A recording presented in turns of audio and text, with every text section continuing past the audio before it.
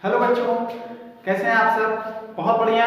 आशा करते हैं आप लोगों की पढ़ाई बहुत अच्छी चल रही होगी और जितना अभी तक पढ़ाया गया है उसको आप अच्छे से रिवाइज कर रहे होंगे और बढ़िया से पढ़ रहे होंगे। चलिए, तो आज के लेक्चर में हम लोग पढ़ने वाले हैं बच्चों कि अलग अलग तरह के हम प्रत्यावर्ती धारा परिपथ के बारे में, यानी जब किसी परिपथ में केवल प्रतिरोध लगा हो तो वहां पर धारा और विभवांतर में क्या डिफरेंस हो जाता है, उनका फेज डिफरेंस क्या हो जाता है, या फिर केवल प्रेरकत्व तो लगा हो तो वहां पर फेज डिफरेंस क्या हो जाता है। यानी जो धारा है और जो वोल्टेज है वो दोनों के बीच कोई डिफरेंस रहता है या नहीं रहता है। इस चीज को पढ़ने के लिए आज का ये लेक्चर है और इसमें हम अलग अलग जो है प्रत्यावर्ती धारा परिपथ के बारे में जानेंगे। तो चलिए शुरू करते हैं वीडियो को। मैं हूं शैलेंद्र त्रिपाठी और हमारा आपका प्यारा सा चैनल साइंस गुरु। तो बच्चों, इस वीडियो में हम लोग चूंकि जैसे पहले भी हमने बता दिया कि यहाँ पर हमें पढ़ना है विभिन्न प्रकार के प्रत्यावर्ती धारा परिपथ के बारे में। तो यहाँ पर जो हम धारा परिपथ के बारे में पढ़ने वाले हैं वो है कि शुद्ध प्रतिरोध वाला।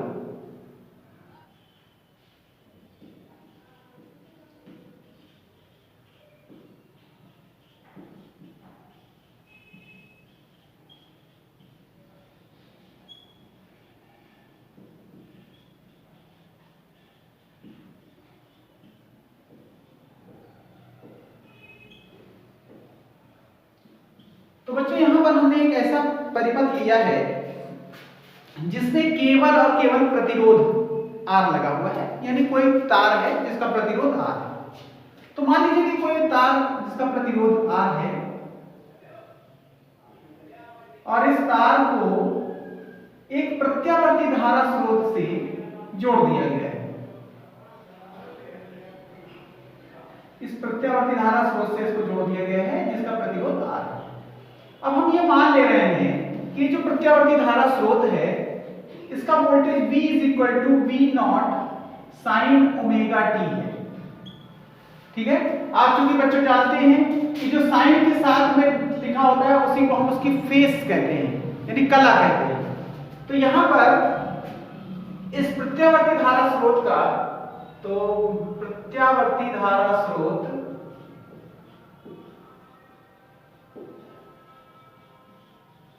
की वोल्टता V V nought sine omega T, इसको हम समीकरण 1 मान लेते हैं।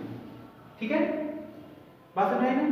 अच्छा, तो यहां पर इसका जो विभवांतर होगा, इस प्रतिरोध के सिरों के बीच जो विभवांतर होगा वो क्या होगा? ओम के नियम से V IR होगा ना? होगा, और ये IR इस V के बराबर होगा। ठीक, तो प्रतिरोध के सिरों के बीच विभवांतर, प्रतिरोध के सिरों के बीच विभवांतर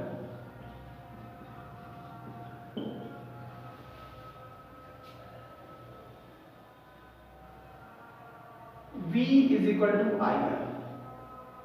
ठीक है, प्रतिरोध के सिरों के बीच विभवांतर क्या होगा?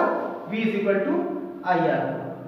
ठीक, अच्छा, तो यहां पर अगर आप देखो तो V nought sine omega T बराबर IR। तो R को बटे में ले आए तो बच्चों क्या मिला कि I बराबर V not upon R sign omega T. ठीक है, अच्छा, V not upon R since V not upon R बराबर I नॉट।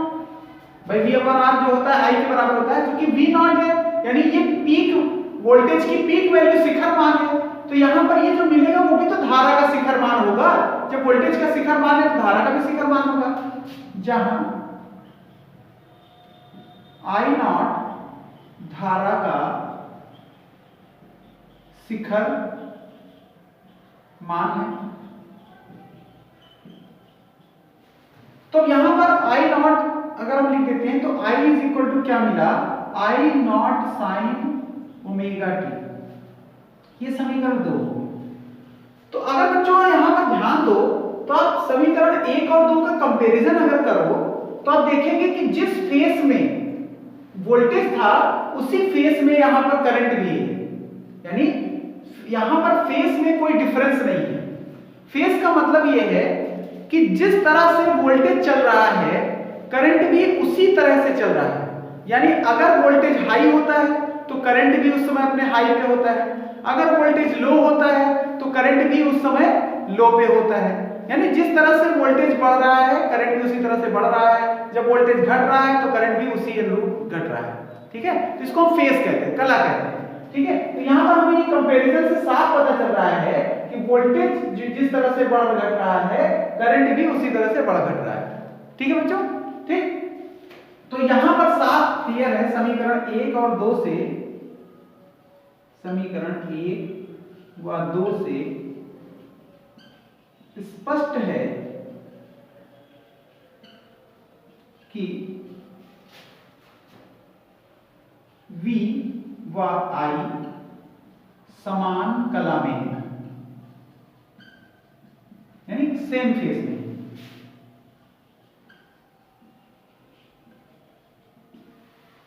ठीक है ना, समझ में आएगा?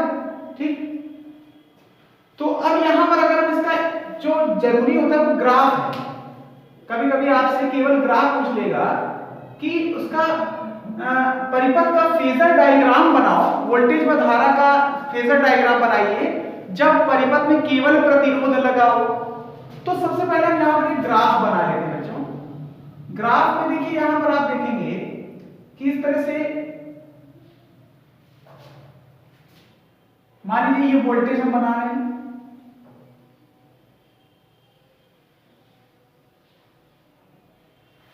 ठीक।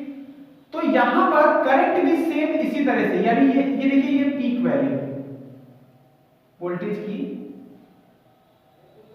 ये V0, ठीक है। यहां पर ये वोल्टेज की जो है ये वोल्टेज का पीक वैल्यू है। अब यहां पर अगर हम करंट को ले चलेंगे तो करंट भी सेम इसी तरह से चलेगा।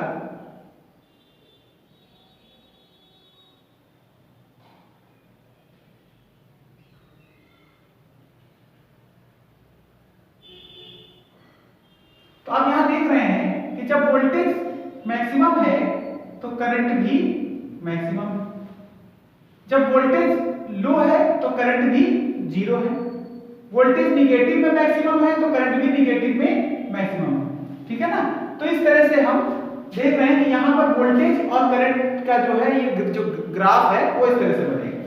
अच्छा, फेजर डायग्राम क्या होता है? ये तो हो गया ग्राफ। फेजर डायग्राम क्या होता है? फेजर डायग्राम बच्चों इस तरह से बनेगा, यहां पर एक हम लाइन खींचेंगे, ये वोल्टेज को शो कर रहा है और ये करंट। ठीक है, तो यहां पर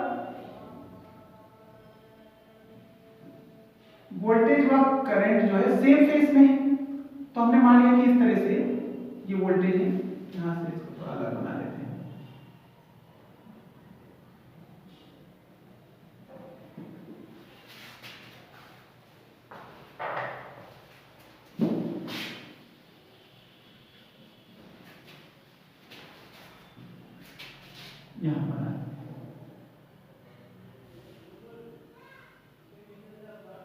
यहां पर ऐसे, अब ये देखेंगे आप ऐसे, ये वोल्टेज है V, ठीक, और ये है आपका करंट सेम फेस, उसी तरह से ये I, ठीक, और ये हो गया आपका पीक वैल्यू यानी V0 और ये हो गया आपका I0।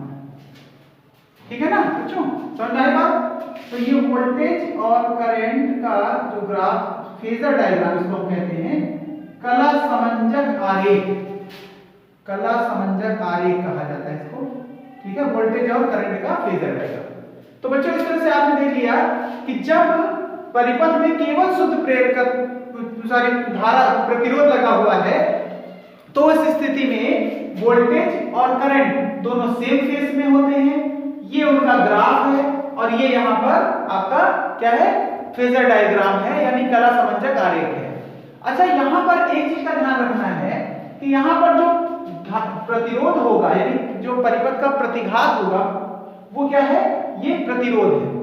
जो प्रतिघात होता है वो प्रतिरोध के बराबर होता है, क्योंकि यहाँ पर केवल एक प्रतिरोधक तार लगा हुआ है, उसका प्रतिरोध R है, तो वही यहाँ पर प्रतिरोध का कार्य करता है। ठीक है, तो आगे हम लोग इसमें समझेंगे कि किस तरह से किसी परिपथ में अगर प्रेरकत्व लगा हुआ है, यानी शुद्ध प्रेरकत्व का जो है परिपथ है, तो वहां पर वोल्टेज और करंट में क्या डिफरेंस होगा। ठीक है, तब तक वीडियो को पॉज करके नोट कर लें आप लोग।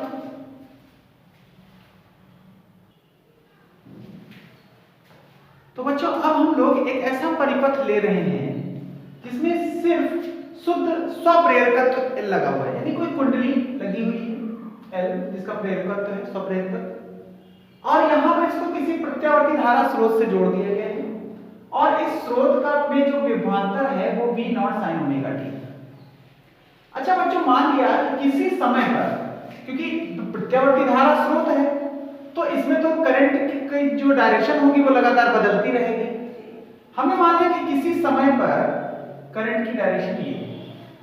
ठीक, अच्छा करंट की डायरेक्शन लगातार बदलने से बच्चों यहां पर इससे गुजरने वाले फ्लक्स के मान में परिवर्तन भी होता रहता है। ठीक है, और फ्लक्स के मान में परिवर्तन होने से यहां पर एक विपरीत दिशा में वोल्टेज प्रोड्यूस हो जाता है। ठीक है, यानी विपरीत दिशा में, यानी जिस दिशा में वोल्टेज होगा उसकी विपरीत दिशा में इसमें जो वोल्टेज जनरेट हो जाता है, यानी जो विरोध करने लगता है। जो आपका फैराडे का विद्युत के प्रेरण का नियम में आप पढ़ चुके हैं कि वो उसका विरोध करता है, तो यहाँ पर ये विरोधी जो है विभवांतर उत्पन्न कर देता है। ठीक, अब यहाँ पर जो विरोधी विभवांतर है उसकी वैल्यू जो होती है वो L di/dt। ठीक है ना, आपने पढ़ा है ना कि किसी स्वप्रेरकत्व L प्रेरकत्व वाली कुंडली में जो विभवांतर होता है वो L di/dt होता है। अच्छा, यहाँ पर di/dt जो है वो इसमें धारा के मान में होने वाला परिवर्तन है। ठीक है, यानी परिवर्तन की दर, यानी जो है बहुत छोटे समय अंतराल में धारा के मान में कैसा परिवर्तन हो रहा है वो di/dt है। ठीक, तो चूंकि यहाँ पर V V nought sine omega t voltage है, इसके विरोध में जो ये वोल्टेज उत्पन्न हो रहा है ये दोनों आपस में बराबर होंगे। दोनों जो है आपस में बराबर होंगे लेकिन विपरीत दिशा में होंगे। चूंकि यहां पर प्रतिरोध हम ये मान रहे हैं कि 0 है, यानी प्रतिरोध जो है वो क्या है, 0 है। तो ऐसी स्थिति में जो यहां पर जो वोल्टेज प्रोड्यूस होगा वो इस वोल्टेज के बराबर और विपरीत दिशा में होगा। ठीक, तो यहां पर नेट जो वोल्टेज है, जो परिपथ का नेट वोल्टेज है, परिपथ का नेट वोल्टता V nought sine omega t minus L di/dt बराबर 0। ठीक है ना, V nought sine omega t minus L di/dt is equal to 0।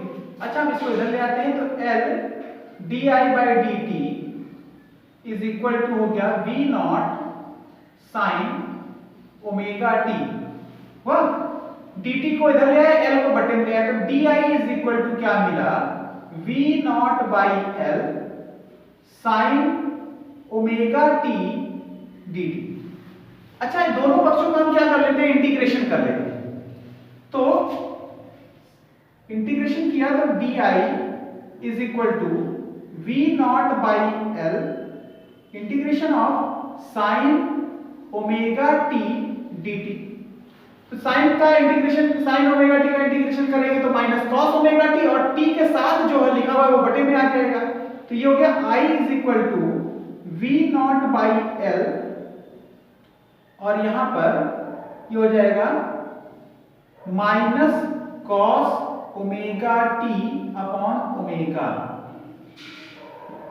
Omega को बाहर ले लिया तो I is equal to V not by omega L, और ये माइनस यहां पर लगा दिया। कॉस ओमेगा टी को हम लिख सकते हैं sine omega t minus pi by 2। Cos theta is equal to होता है sine theta minus pi by 2। ठीक है, बात समझ आई? तो इस तरह से अब यहां पर आप देख रहे हो कि I is equal to minus v not upon omega l sine omega t minus pi by 2। ये कुछ इससे मिलता जुलता है v not sine omega t से, ठीक है। अपॉन में ये ओमेगा एल लिखा हुआ है, ठीक। तो यहां पर देखिए I इज इक्वल टू आपने पढ़ा है V अपॉन R पढ़ा है कि नहीं पढ़ा है? तो यहां पर V नॉट ये जो R है, ये जो ओमेगा एल है, ये R की तरह यहां बिहेव कर रहा है। अगर आप ध्यान से देखो हम लोगों ने क्या पढ़ा है, I is equal to V upon R पढ़ा है ना। तो R ये कुछ R जैसा ही है और ये इस परिपथ का प्रेरण प्रतिघात है। ये इसको हम प्रतिघात कहते हैं, प्रतिरोध ना कह करके प्रतिघात कहते हैं। और चूंकि ये प्रतिरोध जो है वो प्रेरकत्व के कारण, ये कुंडली के कारण ही तो उत्पन्न हो रहा है, इसीलिए इसको हम कहते हैं प्रेरण प्रतिघात, ठीक है। इसको प्रतिरोध ना कह करके क्या कहते हैं, प्रेरण प्रतिघात कहते हैं, जहां ओमेगा एल परिपथ का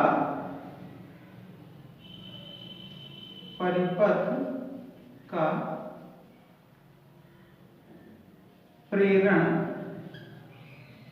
प्रतिघात, ठीक है।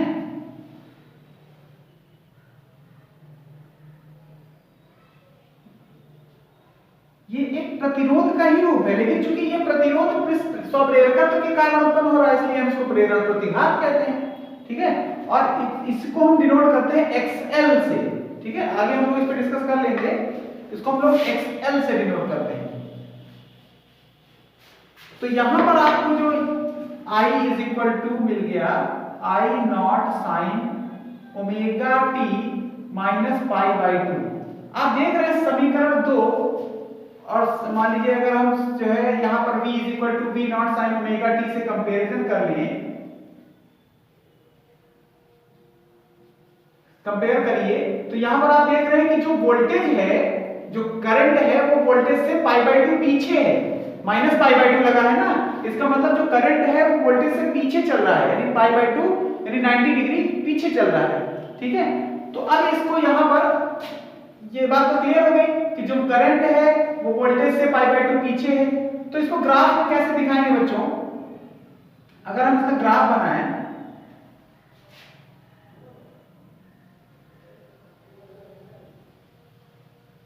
इस तरह से आप देख रहे हैं कि ये वोल्टेज का ग्राफ है और यहां पर ये जो है इसकी वोल्टेज की पीक वैल्यू वी नॉट। अच्छा, जो करंट है वो वोल्टेज से पाई बाई 2 पीछे है, यानी यहां पर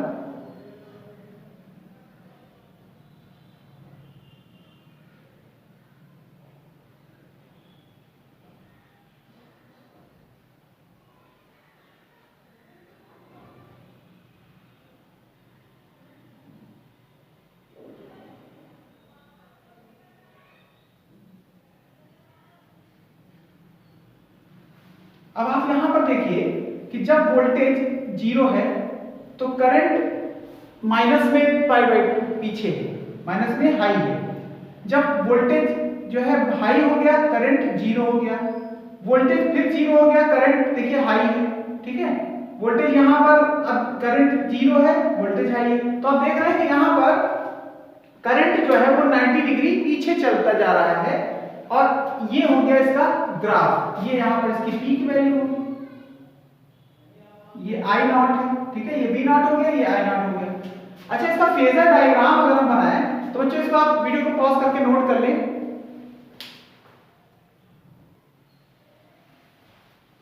तो यहां पर अगर हम इसका फेजर डायग्राम बनाएंगे तो आप देखिए यहां पर ये मान लीजिए वोल्टेज है,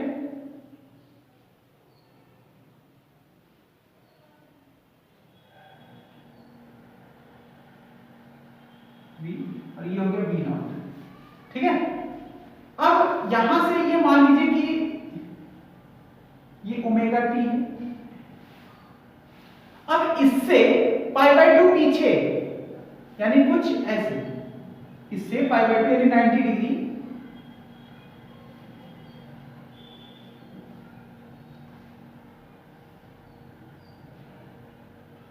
ये है आई का ग्राफ और ये हो गया आपका आई नॉट, ठीक है। तो ये इस तरह से यहां पर करंट जो है पाई बाई 2 पीछे चल रहा है, ठीक है।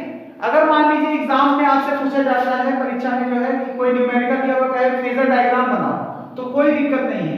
आप जो है यहाँ पर इस तरह से फेजर डायग्राम, ये इतना करने की जरूरत नहीं है, वहां पर बस फेजर डायग्राम आप इस तरह से बना देंगे। ये हो गया V की वैल्यू और ये हो गई I की वैल्यू। देखिए वोल्टेज से करंट जो है पीछे चल रहा है, ठीक है ना, इस तरह से आप दिखा देंगे। समझ में आई बात? ठीक, ये पाइवट, ठीक है। तो यहां पर आपने देखा कि जब परिपथ ऐसा है जिसमें शुद्ध प्रेरकत्व है, स्वप्रेरकत्व लगा हुआ है, तो उस परिपथ में जो करंट है वो वोल्टेज से π/2 पीछे चलता है, पीछे रहता है, पश्चगामी होता है।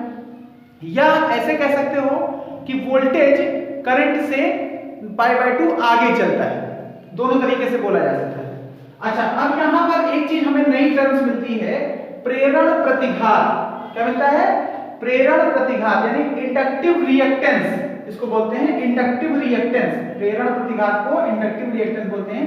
और बच्चों इसे हम XL से डिनोट करते हैं। R मतलब प्रतिरोध, XL मतलब प्रेरण प्रतिघात। तो जहां पर प्रेरण प्रतिघात की बात होगी वहां पर XL लिखेंगे और XL की वैल्यू होती है ओमेगा L। क्या है? Omega L। अच्छा, ओमेगा की वैल्यू आप जानते हैं 2πf होता है। अगर फ्रीक्वेंसी जो है वो f है, यानी आवृत्ति f है, तो ओमेगा बराबर 2πf हो जाएगा। तो XL बराबर क्या मिलेगा? 2πfL। ये दो वैल्यूज आपको मिल गई, ठीक है बच्चों। तो इस तरह से आप जो है XL भी याद रखिए, क्योंकि अक्सर कई न्यूमेरिकल आपको XL निकालने के मिलेंगे। तो ये आपको XL का फार्मूला हो गया।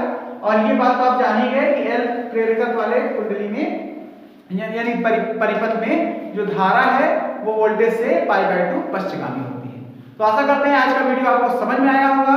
इस वीडियो को कई बार देखिए, प्रैक्टिस करिए, रिवाइज करिए और पिछली चीजों को भी रिवाइज करते चलिए और अच्छे से पढ़ाई करिए।